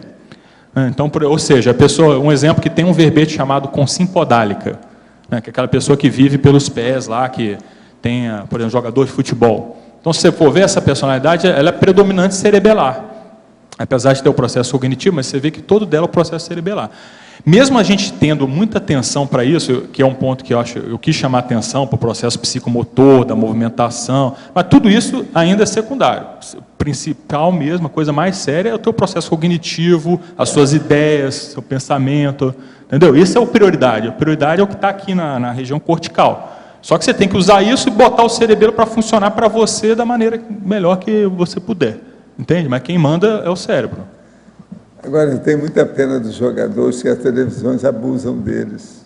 Eles às vezes estão lá jogando, vê o cara então com o microfone para dar. Então ele fala, não, nós vamos ganhar isso aí com... Quer dizer, a psicomotricidade dele perturba o modo dele falar. Ali não era o horário, ele tinha que parar para pensar, dar uma água para ele falar com calma, entende? Tudo errado. Agora aqui, professor, o macrosoma, de certa forma, pode ser maceteado com os mega-atributos ou as máximas psicomotoras da sua série X? Sim, aí depende do que é a macrosoma. São múltiplos processos que atuam na estrutura para fazer o arcabouço do macrosoma. Está correto deduzir que a psicomotricidade está relacionada com a recuperação de consciência? Não, a psicomotricidade está relacionada, ou melhor, a recuperação de consciência está relacionada com tudo que a pessoa tem, não é só o processo da psicomotricidade, é com tudo, porque o problema é de lucidez. Né? Alverbetógrafo, em Pensenologia, página 6, segunda linha, o que seriam os praxpensenes e a praxpensenidade? Praxe vem de prática, né? Até certo ponto você pode correlacionar com a ação que a pessoa tem. Então, são os pensenes relacionados com a prática, com a movimentação, com as ações que a pessoa tem na sua manifestação. Tá? E a praxpensenidade é idem, né? É a qualidade a qualidade que a pessoa tem desses tipos de pensenes. Em Fatologia, página 7, terceira linha, poderia comentar o controle produtivo do sistema nervoso somático? Então, agora aí, o ideal era falar sistema nervoso central e periférico. São os dois. Né? Então, esse controle produtivo, a gente até comentou como exemplo, a pessoa, por exemplo, que ela está num estado contínuo, por exemplo, de ansiedade, e aquilo acaba interferindo na manifestação dela, né, da forma dela andar, da forma dela agir, tudo isso acaba interferindo. Só que o que ela deve fazer é começar a verificar quais são os tipos assim, de reações somáticas que ela pode ter, que são, vamos dizer assim, disfuncionais até certo ponto, e começar a agir sobre ela. Então, por exemplo, a questão da psicomotricidade, a gente tem aqui o laboratório da técnica da imobilidade física Vigio, que ajuda a pessoa a baixar a ansiedade, começa a controlar a psicomotricidade. Então, é mais ou menos a pessoa começar a ver o seguinte, como é que são as suas respostas do seu sistema nervoso central, do seu sistema nervoso periférico. E aí você vai ver essas respostas, vai começar a atuar com a sua cognição em cima disso. A ideia seria essa. Na Sinergismologia, página 7, primeira linha, abordar, por favor, o sinergismo córtex cerebral, cerebelo, psicomotricidade. Então, isso aqui é a pessoa ficar atenta para a seguinte condição. O córtex cerebral, que é onde a gente tem as nossas atividades mentais somáticas, né, mais avançadas que a gente tem. A questão lá do cerebelo, que está totalmente relacionada à psicomotricidade, né, que são as ações motoras, e a psicomotricidade propriamente dita, que é o que a gente está colocando aqui.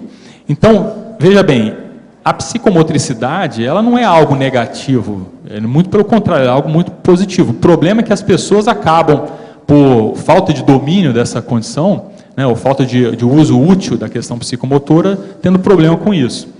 E a forma de você resolver o problema é justamente você fazer a sinergia, né, o controle cortical, o controle cognitivo das suas ações motoras, ela vai começar a fazer você tirar proveito maior das suas manifestações dentro dessa dimensão aqui, dimensão intrafísica. Aqui em cima, no ar. Depois eu falo. Por gentileza, tudo bom, Max? Tudo bem. Teu verbete está demais. Aí, então, De amigo não vale, né? De amigo não vale. Oi? Elogio de amigo assim não vale. Ah, que isso.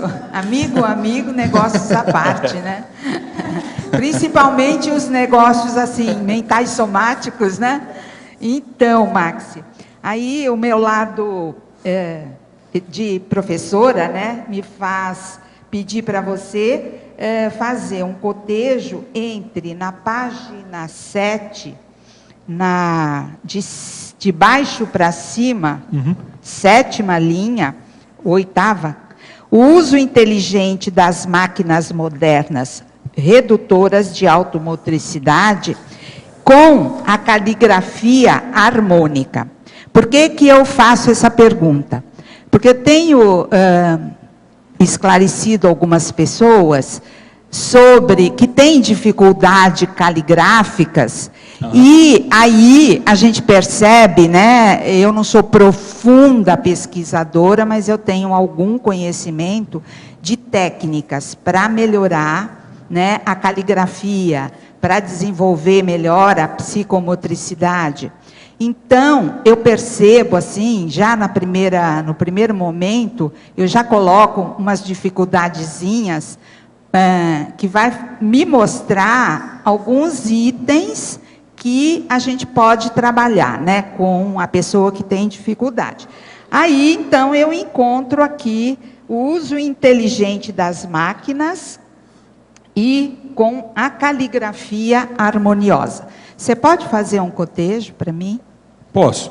Depois eu queria até que você falasse também para ver o que você viu desse ponto aqui. Sim. Por exemplo, com relação a essa questão de máquinas, se você for ver, tem muita máquina que vai diminuir nosso trabalho. Você quer ver? Com certeza. Coisas simples, né? Máquina de lavar roupa. Se você tem uma máquina de lavar e secar a roupa, você vai ganhar tempo com aquilo, né? Então, Sim. esse é o tipo de coisa que não Mas se se vive não sem tiver, mais, né? aí, Maxi, se não tiver uma técnica especial, a roupa não vai ficar do jeito que a gente gostaria que ela ficasse. Não tenho dúvida. Então, você Apesar tem de que eu não que conheço ter um muito bem pré. essa parte, mas Isso. eu vejo que é por aí. Mas, assim, o que eu quis colocar aquilo, nesse uso inteligente das máquinas, redutoras da automotricidade, a gente começa a ver o seguinte, ó, você pega a sua casa.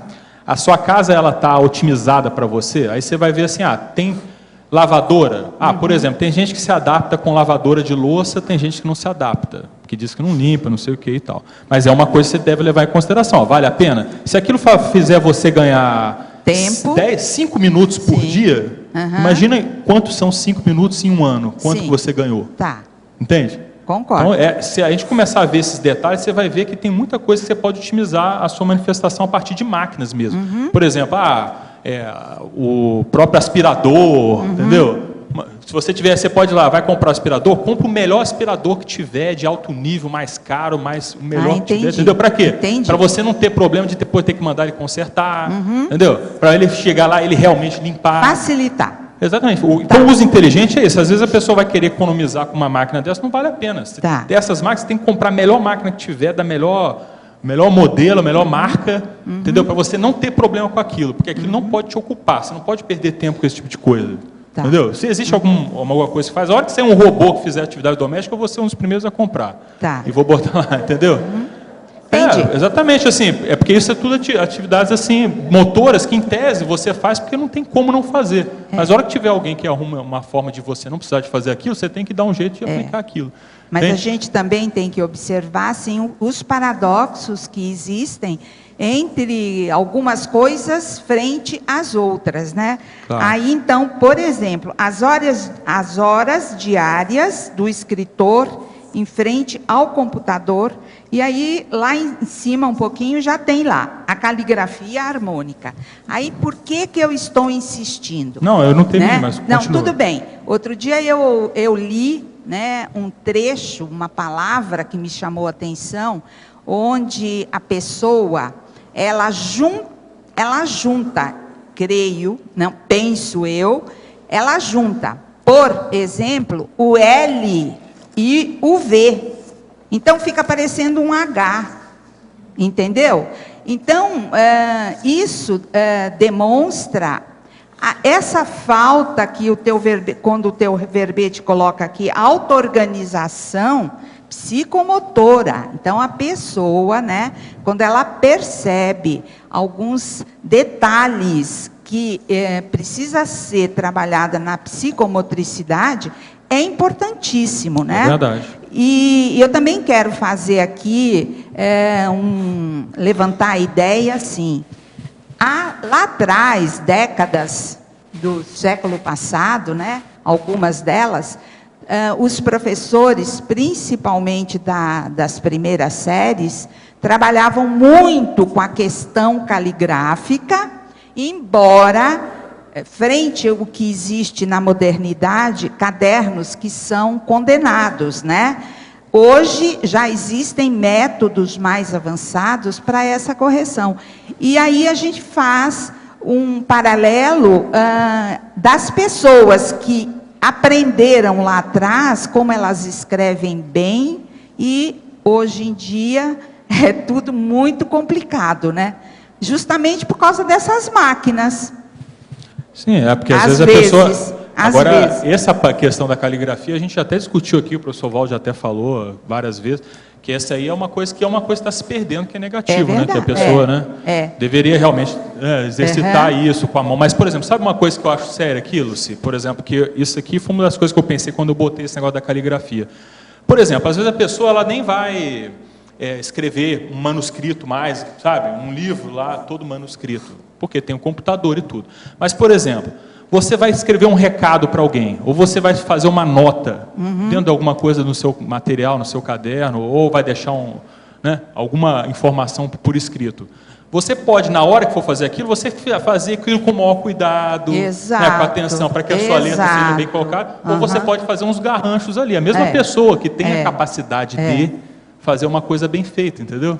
Então, por exemplo, você vê isso que até dá problema na medicina, dá problema com os médicos que vão dar receita, aí escreve aqueles garranchos ali, e o cara vai comprar o remédio, compra o remédio errado, porque o médico descreveu uma coisa de modo totalmente desorganizado, Fica público um dito cujo aí apresentador de televisão, às vezes ele anota num papel, e aí nem ele consegue decifrar o que ele escreveu, né?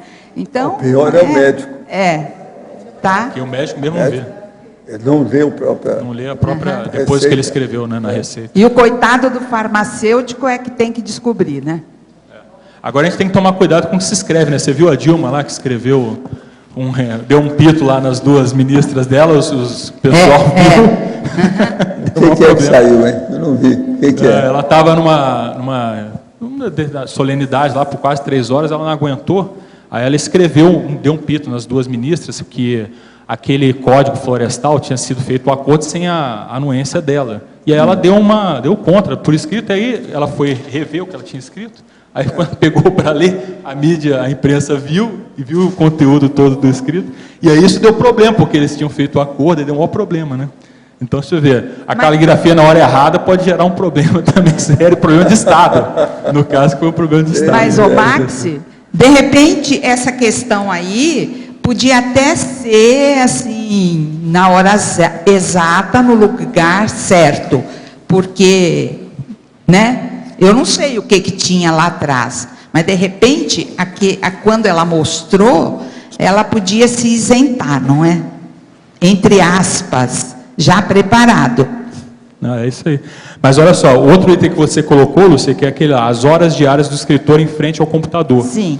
Isso tem a ver também com a psicomotricidade. Uma das coisas que o povo que está escrevendo fala, que tem dificuldade, né, é que de ficar parado em frente ao computador. Não é? Você já deve ter ouvido isso bastante. Sim. A pessoa chega ali, aí está ali daqui a pouco dá vontade de beber água, dá vontade de levantar, dá vontade de fazer tudo, menos ficar ali em frente ao computador escrevendo, né?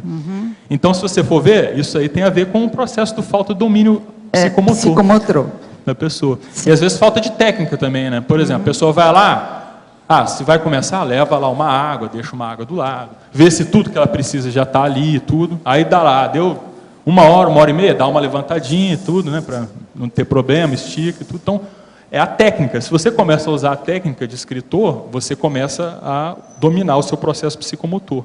Né? Tudo tem técnica. Muito obrigada. Max, página 9, mitologia. Poderia falar do mito da quadridimensionalidade? 9. Não, essa questão do mito, desse mito da quadridimensionalidade, é que é a questão de que existem apenas 4 dimensões, né?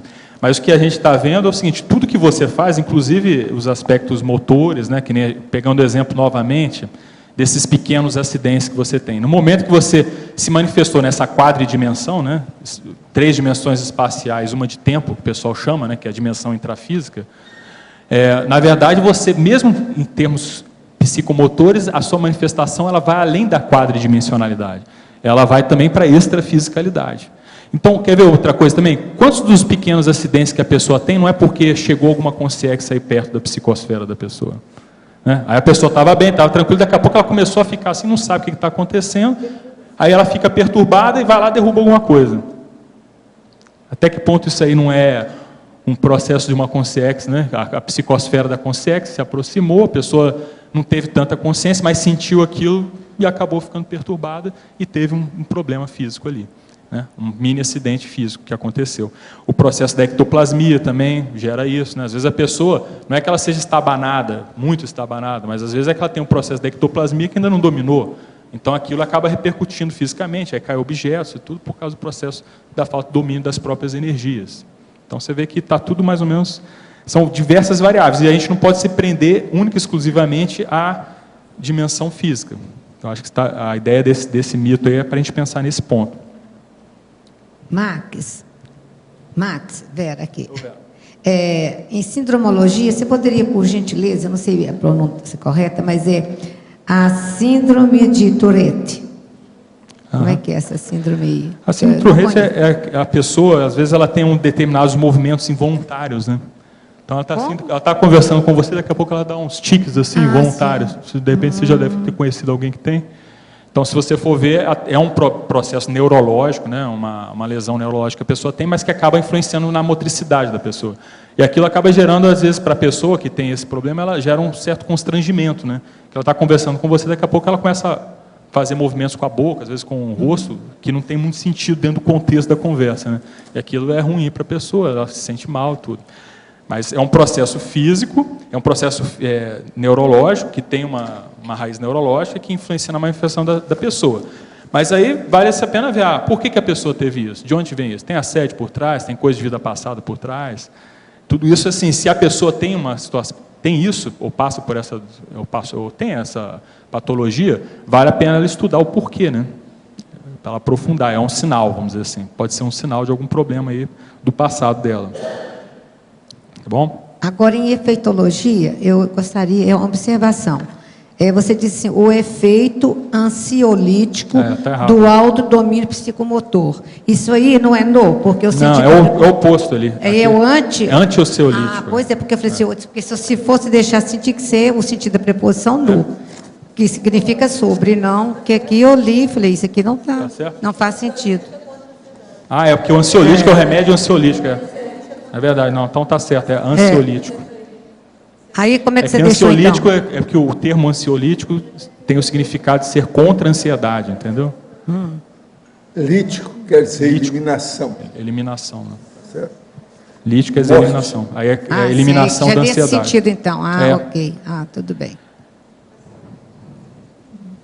É porque, olha só, o que a gente pode pensar é o seguinte, às vezes a pessoa ela tem esse processo de ansiedade, mas se ela começar a prestar atenção nessa condição dela de movimento, dos pequenos movimentos, das pequenas reações que ela tem motoras, às vezes dentro de um pequeno ambiente da casa ou dentro de uma relação de trabalho, se ela começar a prestar atenção nisso, ela inevitavelmente ela vai ver, poxa, muitas vezes eu reajo de forma estabanada ou não reajo da melhor maneira porque tem um processo emocional ali. Então, uma coisa, se ela começa a pesquisar isso, uma coisa alimenta a outra positivamente. Ela começa a ver, não tem por que eu ficar ansiosa agora, vou ficar tranquilo, vou ver como é que está a situação, entende? Então, uma coisa tem um reforço positivo na hora que você começa a se colocar nesse papel de querer resolver essa situação, de querer entender melhor esse problema. Professor, não sou uma pessoa estável sexualmente. Não tenho parceira fixa e não possuo uma boa pensanidade. Porém, nessa semana aconteceu algo estranho. Observei, após uma relação sexual, uma pontada forte abaixo do umbigo, e após isso me senti melhor. A pensanidade também melhorou. Poderia me explicar o que aconteceu? Possivelmente você estava com energias gravitantes pesadas na área do chakra abdominal. Então, pode ser que a sua parceira tinha energias mais fortes que ajudou você. Está na cara. Urubu, observa bem quem é essa sua parceira, que essa talvez pode ser a sua duplista. Porque já melhorou aonde você tem problema, ela pode melhorar agora em cima aqui, ó. Não é isso? Já melhorou lá embaixo, os países baixos, pode melhorar os países altos. Vamos ver o que é que dá, né? Professor Valdo, aqui no verbete do DAC, na página 10, essas 10 vertentes aqui, que são os máximos construtos conscienciológicos... O que é? Não estou ouvindo essa segunda parte. Tá ligado. É que demora um pouquinho para... Na página 10, verbete Sim. do DAC, quando o senhor coloca essas 10 vertentes máximas... 10 Por que são esses daqui? Esses daqui, eles são pós-curso intermissivo? São o quê? Pós-curso intermissivo? É porque esses são os mais sugestivos para a argumentação que eu estou fazendo. Eis, por exemplo, na ordem alfabética, 10 vertentes máximas dos construtos conscienciológicos, desafios para leitor ou leitor quando interessados em reciclagens existenciais. Agora, veja, tem vários aspectos aí da história, eu estou dando exemplo aí, pelo menos 1, 2 de cada um. Agora, o que você não entendeu disso aí? Você entendeu primeiro, tudo? por exemplo, eu fiquei pensando no item 2, por exemplo, o arco voltaico, o crânio chacral, e depois vem a interdesassediologia. Pois é. O arco voltaico, então, ele seria o desencadeante da interdesassediologia. Aonde que está esse aí? É o número 2. Vertente... Você está ouvindo o que ela está falando? Eu não estou ouvindo nada aqui. Não estou ouvindo nada que ela está falando. O item 2. O caso é o seguinte, o arco voltaico crânio chacral. Aqui é a vertente consciência terapêutico-lógica. Isso. É lógico, o arco voltaico é o máximo, né? Para limpar tudo. O que você está querendo? A interdesassediologia. Aí está com S a mais, que eu vou cortar. Interdesassediologia. Desassediologia. Você está entendendo? É o que a pessoa precisa, terapêutica. O que quer? O arco voltaico é o máximo. É um dos maiores remédios que nós temos por aí. E não precisa de nenhuma instituição internacional, laboratorial, que mexa com o remédio, você não precisa pagar nada. Quer dizer, a própria pessoa pode fazer isso. Aqui, então, o senhor está trazendo essas neoverpons, que são os assuntos mais de ponta, ligado a... São as que estão mais óbvias, né? É o que eu achei mais óbvias, é a vertente, o viés. Tá. Aquilo que abre o caminho para a pessoa. Agora, não são fáceis, não. Elas são naturais, mas são terríveis. 10 coisas difíceis aqui. Não é tão fácil assim. O item 9, por exemplo, o senhor coloca a vertente proexológica, o megacomplexes e a maxiproexologia. Pois é. Proexológica. Megacomplexo. Já pensou? Que bacana. Eu desejo isso tudo para vocês. Professor Valdo, aproveitando aí na página 10, na conclusão, a terceira linha, né, a continuação da frase, selecione os megadestaques mentais somáticos prioritários que a envolvam diretamente. Como fazer essa seleção? Os megadestaques mentais somáticos prioritários. Você vai pensar, começar a pensar nos problemas seus, do ponto de vista de mental soma, de discernimento. O que é o mais importante? Conclusão. É de fato importante que a consciência uma mulher que se aproxima da conscienciologia e se auto-reconhece na condição de intermissivista, selecione os mega destaques mentais somáticos prioritários que a envolvam diretamente com o objetivo de dinamizar a própria evolução. Só há um mega problema, a ignorância evolutiva. A maior ignorância humana é o desconhecimento da inteligência evolutiva multidimensional. A verdadeira liberdade é a autossuficiência.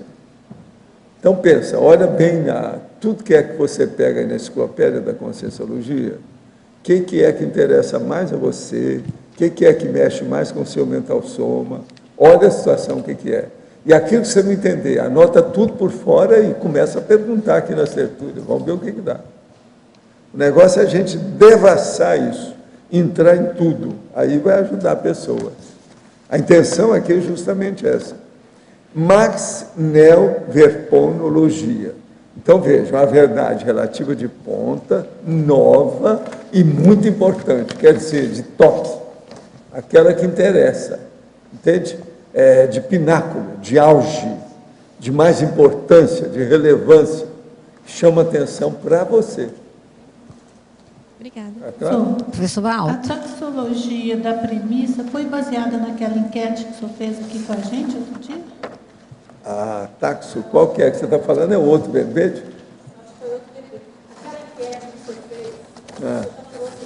Eu já fiz muitas. O que é que vocês estão falando? Eu não sei o que. Sim. O que é que você quer? Esse verbete anterior foi baseado, essa taxologia... Não tem nada a ver com a outra. Isso aí é outra coisa. A abordagem é outra. Não tem nada a ver com aquela. Professor Valdo, Sim. por favor. Ainda aqui no dicionário de argumento, a harmonia íntima é o talento mais sutil. O senhor poderia, por favor, falei para mim, porque mais sutil... Harmonia íntima, onde é que na isso página aqui, só pra 11, saber? em complementação, aí na última linha. Harmonia íntima é o talento mais sutil. O problema todo é o seguinte, mas no caso aí é o mais útil. Pelo seguinte, o que está escrito aqui é útil, não é sutil, não. Aqui é útil, talento útil, tá certo? Foi por isso que eu quis ver o que é que ela falou, porque eu não entendi. Sutil e útil é parecido, mas não é a mesma coisa. É o mais útil, você não acha?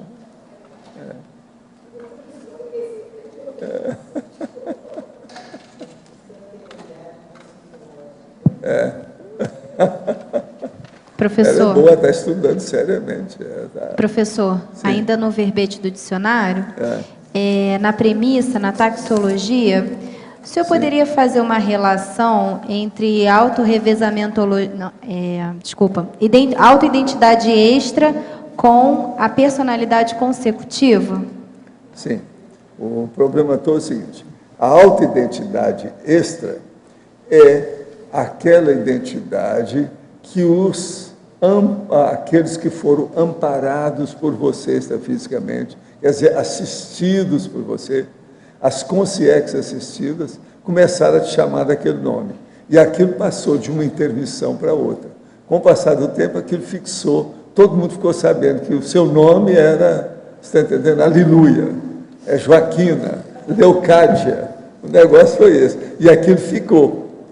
Agora, isso é a autoidentidade extra. O outro nome que se dá para isso aí que eu uso é a para-identidade intermissiva. Então, em vez de você ter uma identidade civil aqui, ó, que é o seu nome, está entendendo como é que é? Você vai ter uma lá.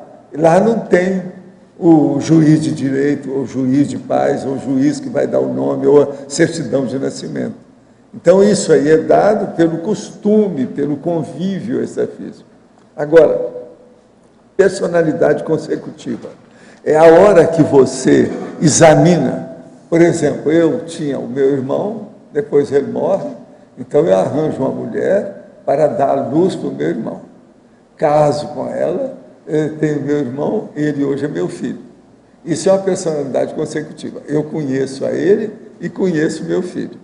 Agora, ontem mesmo, uma pessoa perguntou para a minha sobrinha, vem cá, como é que é o Walter com o Arthur? Assim, um é a cara e o focinho do outro. Ela que conheceu tudo, você está entendendo? Foi você que fez a pergunta, não foi, o Cris? Cris, foi você que perguntou ontem sobre o caso do Walter e o Arthur, não foi? Se eles eram iguais. Ela perguntou isso foi à tarde ontem. Perguntou para a Sônia.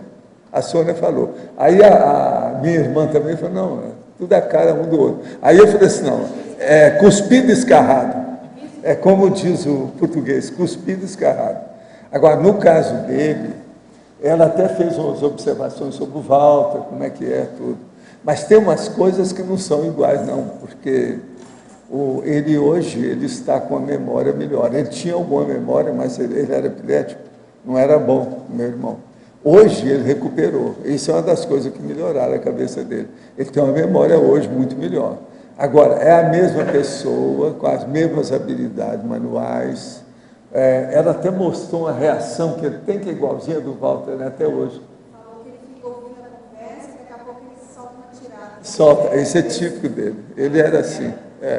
E o Arthur é a mesma coisa. Entende? Agora, veja, isso aí é de uma obviedade, de uma evidência, é insofismável, é indiscutível, não tem jeito, ninguém contesta. Quem conheceu meu irmão sabe como é que é a situação, entende? Agora, é lógico, o Arthur está numa situação muito melhor, foi para isso que a gente arranjou um jeito de parir ele aí, dar uma luz. Entendeu? Foi por isso. Porque ele, coitado, ele não tinha memória. As crises convulsivas dele não era fácil. Ele já tinha mais de 20 anos, ainda tinha crise. Aquilo foi desde que ele nasceu. E a epilepsia não é fácil, a memória vai para o espaço. Entende? Agora, ele recuperou muitas coisas. Agora é taxíco do jeito que ele era. A habilidade dele é impressionante, sempre foi. O povo tudo aí já sabe como é que é. Agora, ele hoje é muito melhor do que era. Isso eu garanto para vocês. Que o temperamento dele era irritado, às vezes, os processos dele por causa da epilepsia. Não era fácil. O Arthur não tem tanta irritação assim mais. Isso aí melhorou. Agora, coitado, não era fácil. A vida foi muito difícil para ele. Ele estava totalmente perturbado. Remédio, aquele negócio, tudo. Não era fácil. Foi uma vida muito difícil. Eu acho que, de qualquer maneira, nessa questão de personalidade consecutiva, no caso dele, foi uma bênção para ele. Agora, eu me sinto bem com isso. Outra coisa, quando ele dessomou, eu mesmo, às vezes, fazia a vocação dele para dar força para ele, dar energia para ele. Ele estava muito consciente, sabia de tudo. Agora, eu já contei aqui um caso, que eu estava descendo a Serra do Mar, lá, vindo lá de Teresópolis, aquele negócio todo, e ele gostava muito de dirigir. Como o Arthur também gosta até hoje, entendeu? A mesma coisa, a mesma situação. Então ele falou assim, deixa eu dirigir. Ele encaixou, ele consegue. Ele encaixou, ficou lá com o negócio todo, entende? A chamada incorporação. E ele começou. Aí eu deixei um pouco, tal, depois eu peguei, que estava na Serra do Mar, o negócio todo ali, deixa eu segurar isso aí. Agora, o que é engraçado é que nisso aí eu lembrei das coisas lá do Lindbergh. Que o Lindbergh viu, saiu do corpo com lucidez e olhou, o corpo dele estava no, sabe? No avião lá, sabe? E ele vendo o negócio tudo, mas aquilo estava automático, não tinha ninguém não. O avião estava indo. Aí ele voltou para o corpo. Ele voltou. Isso está no livro dele. O livro dele chama Spirit of St. Louis, que era o nome do avião dele. Ele escreve isso. E ele sentia os problemas, tinha um negócio de vento que ele sentia, as energias que ele sentia no corpo. Ele fala tudo isso lá. Ele saiu mesmo com lucidez. Outra coisa, ele atravessou o Atlântico sozinho. Aquilo foi um recorde impressionante dele. Agora, precisa de ler as coisas para a gente entender o processo do Lindbergh. Impressionante o negócio dele. Agora, eu lembrei do negócio do Arthur, na ocasião, só que eu via, mas ele estava dirigindo. Lá, o Lindbergh, não, ele achava que aquilo tudo era automático, não tinha ninguém ali. Mas, olha, eu não ponho a mão no fogo. Sei lá, é bem possível que tivesse. Eu raciocinei isso tudo aí. Porque o cara não conhecia nada de projeção, né? Só falava. Esses aviadores todos não aprofundaram muito o problema da projeção. Eles sabiam que existia, admitiam o processo, mas não aprofundaram. Isso aí é impressionante, é coisa para se estudar. Agora, no avião é diferente de carro, né? Tem que olhar isso também. O avião era monomotor. E ele não manche, sabe como é que é? O negócio está ali, o corpo dele lá.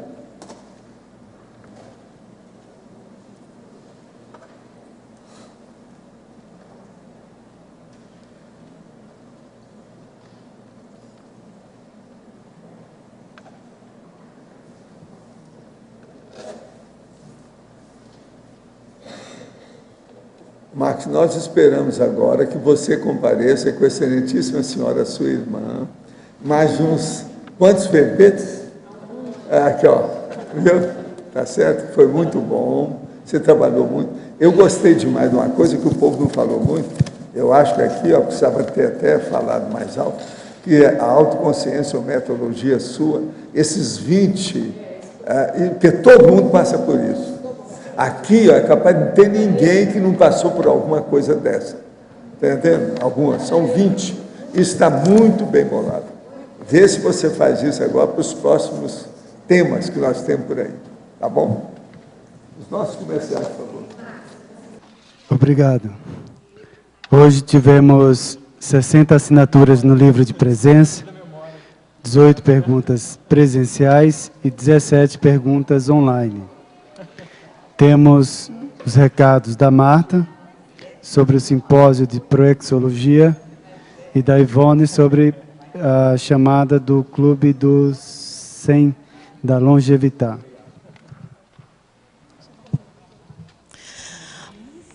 Boa tarde a todos.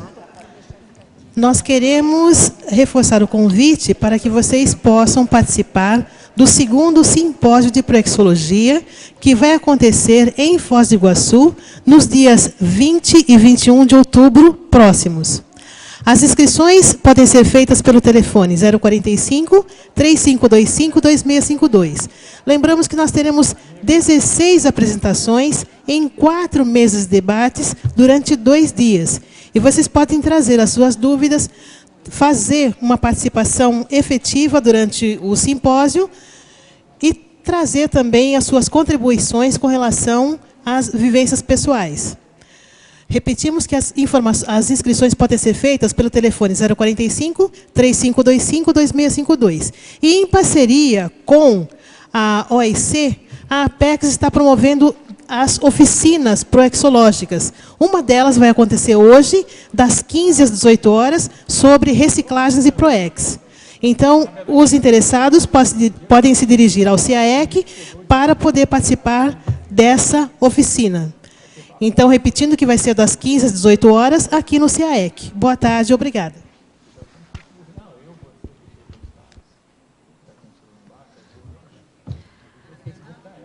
Você é jovem inversor demais? Tem menos de 50 anos ou mais de 50 anos de idade? É reciclante?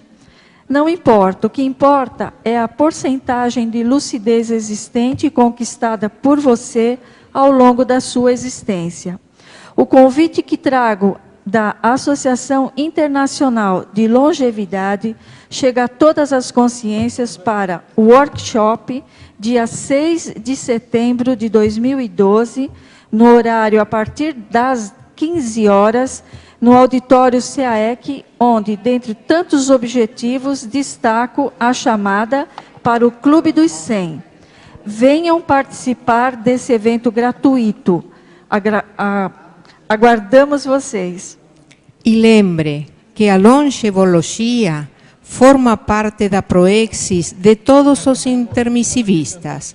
Participe. Obrigada.